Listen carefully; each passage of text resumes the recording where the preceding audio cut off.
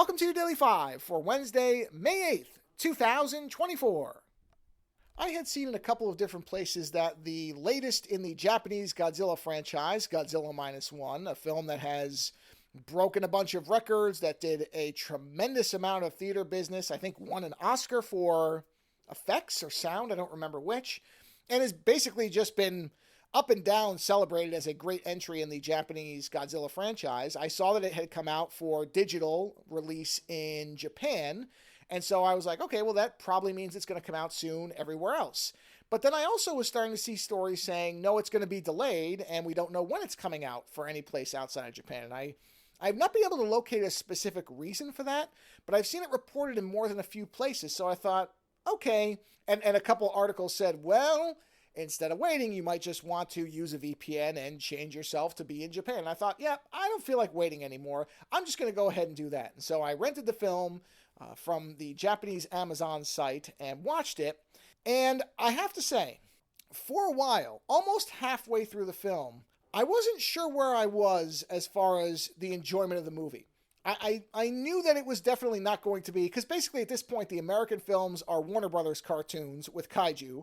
And then the Japanese films have been more of kind of a serious and more deliberate take. But the thing is, I'm not the biggest fan of Shin Godzilla. In fact, I didn't like it. And I know that movie, many people love it.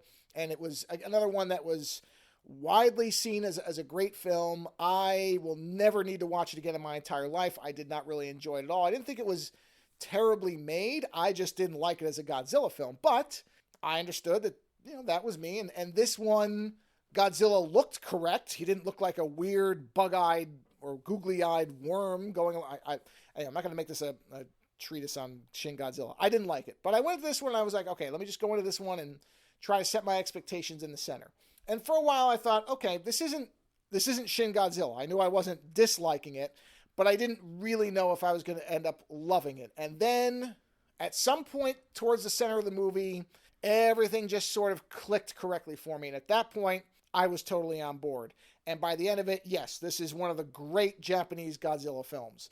And I think a large part because it's not really a Godzilla film, it's a war film. This is a World War II film. It's really what it is. In fact, one of the things I find funny about this movie is that when the 2014 American Godzilla came out, there were lots of complaints from people. Oh, not enough Godzilla. How can you call us a Godzilla film? He's barely in it. We barely even see him.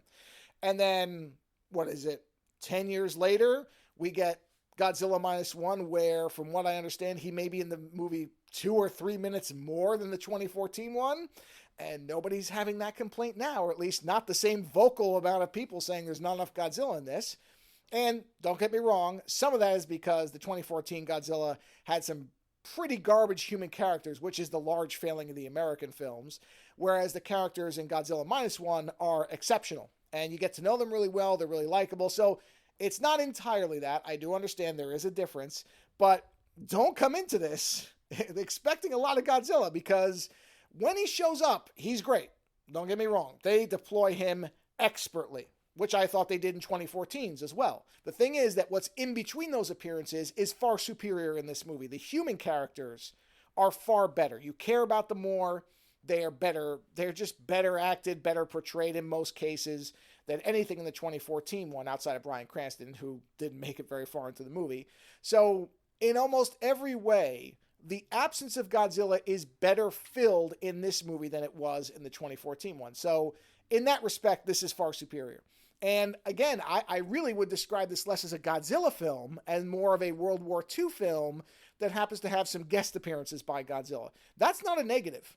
I really got to the end of this movie and I thought it was a tremendously well done film. It just takes a little while to get there. And it's not like I don't have a problem with slow moving films. I just didn't really realize this was that type of movie. So I think I was expecting something a little different for a while. And then I finally got to a point where I went, oh no, okay, I know what this is. And I like movies like this. So I just need to reset what I'm looking at a Godzilla film as, and then everything works. And everything did work. So it's unfortunate that there appears to be some kind of delay, because I know not everybody's going to go through the effort that I did, even though it's not much effort. It's still something to watch it. But at whatever point you get to watch Godzilla Minus One, go into it knowing it's a war film. And as long as you know that, I think you're going to have a really good time, because it's an excellent film. Later.